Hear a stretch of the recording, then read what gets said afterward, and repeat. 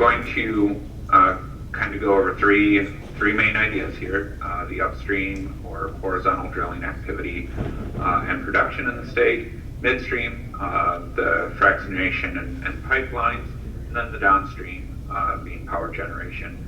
A lot of activity going on in the state.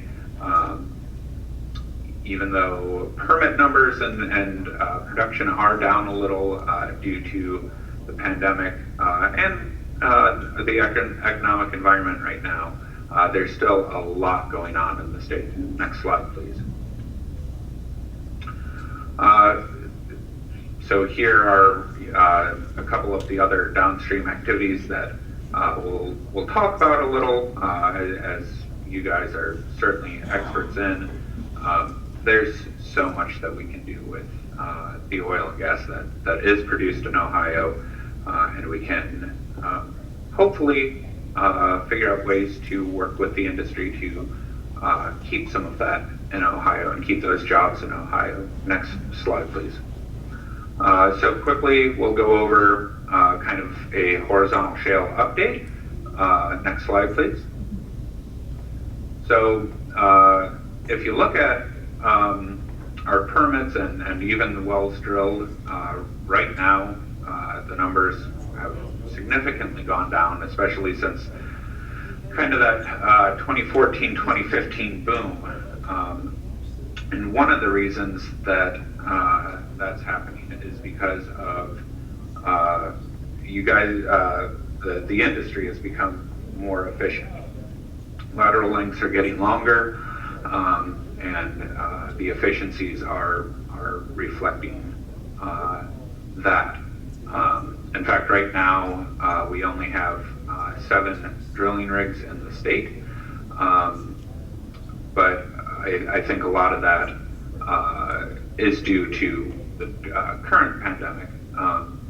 The longest horizontal well in Ohio was drilled in 2018.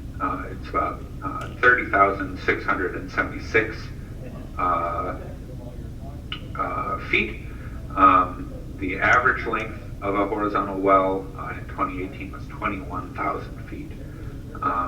So the horizontal legs are going out way further, which the drop in numbers can be directly attributed to that. Next slide, please. So as you'll see, the division has issued 3,200 permits in the Utica Point Pleasant Play and had almost 2,800 wells drilled. Almost 2,600 of those are producing. And as I mentioned, currently there are 7 horizontal rigs in the state. There's, of course, a handful of cable tool rigs in the state, and we have several plugging rigs in the state as well. That we'll touch on a little later, but that's really taking off right now. Next slide, please. As you can see, there's been pretty steady growth since the 2011 boom of permits issued and producing horizontal wells. Last year, we had about 312 come online, which was down a little from 2018. 2018 realistically will probably be considered one of the busier years for the near future. I would expect the next several years we'll kind of view as recovery years. Next slide, please. So here's a breakdown by county as of the middle of this month, how many wells have been drilled and how many are producing in the Utica Point Pleasant. Belmont continues to be on top of that list. Harrison, I believe, came up a little from previous years. Carroll's always really near the top of that list. Next slide, please. Here's the wells drilled and producing by operator. As you can see, the big players are still the big players. We've had several changes in company ownership and company structuring in the last year, but the top 2 or 3, 4 remain the same. Next slide, please. This is shale oil production by quarter. As you can see, again, 2019 peaked in the third quarter, and we anticipate seeing numbers at or below the second quarter 2020 for at least the remainder of this year, probably going forward. The division tries really hard not to forecast, and in this case we hope that we're wrong, but we do think that there will be a bit of a recovery time in oil production. Next slide, please. Oil production by year. 2019 was still huge for us in terms of barrels. I think, as most of you know, there's just a lot of oil and gas, natural gas, available in Ohio, and there's still a lot of potential out there. There are still studies that are predicting that by I think 2024 or 2025, up to 40% of the oil and natural gas that's produced in the United States will come from Pennsylvania, West Virginia, and Ohio, and we only see that trend continuing. Next slide, please. Natural gas by quarter. Again, we really saw 2019 being a big year. 2020 is down a little, again, lost days, and there, quite frankly, isn't as much consumption. So some companies are kind of scaling things back a little. Next slide, please. Still, these are in MCFs. I did put that on there. Still seeing good growth in natural gas. We anticipate that if things were to operate correctly, smoothly, these numbers would continue to grow. Realistically, 2020, maybe 2021. You may see a little decline, but we expect those numbers to trend back upwards after that. Next slide, please. This just shows Ohio production of natural gas versus consumption.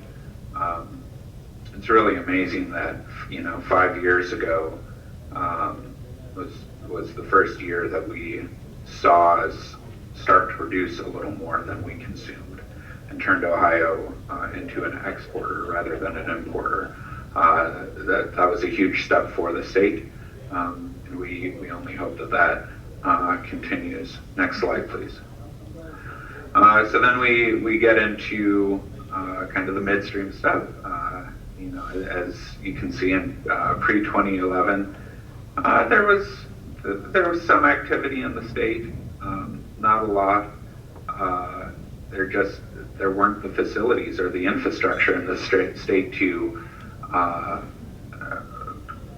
support the industry as it needed. The industry was able to extract a lot of oil and natural gas, but then they had to pay to ship it out of state.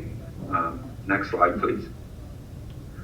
Since then, the midstream has kind of caught up with the industry. The industry has proven that it's worth the investment in Ohio to build facilities. So we're seeing a lot more of that refinement kept in state, and we think that these categories can only grow. We're excited for that. And we have full trust that our friends at Jobs Ohio are going to be leaders in the way of helping some of those business opportunities come to fruition in the future. Next slide, please. So you look at midstream and downstream, and the fractionation plants in Ohio, West Virginia, and Pennsylvania. The bigger dots are obviously can handle more more capacity than the smaller dots. This is a little dated material.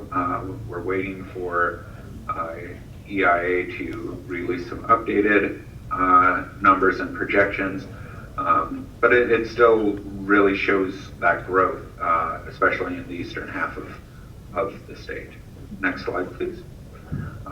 So the natural gas fired power plants are huge. This number just keeps on going up. I think previously, the last time we updated this slide last year, we were, I think, at 9 natural gas fueled power plants, and that's grown to 10. Kind of exciting for those of us in Central Ohio. They've just tentatively approved the OSU location. So that's very exciting. These power plants have such a smaller footprint than your conventional plants, and are creating more power. So we're very excited that this list continues to grow. Next slide, please. With that, we'll open it up to any questions that we may have from you guys. Okay, Adam, thank you very much. Got any questions for Adam on any of these figures, numbers? I have one speculative question. I don't know if you can answer it, Adam. With Southwest purchasing Montage, Southwest being a much bigger player, do you see them expanding permitting in Ohio? So I will couch that with the kind of the standard. We haven't had any conversations with them, but I would be real surprised if that wasn't the case.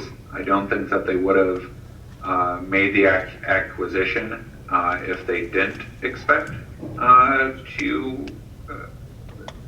do more than dabble in Ohio.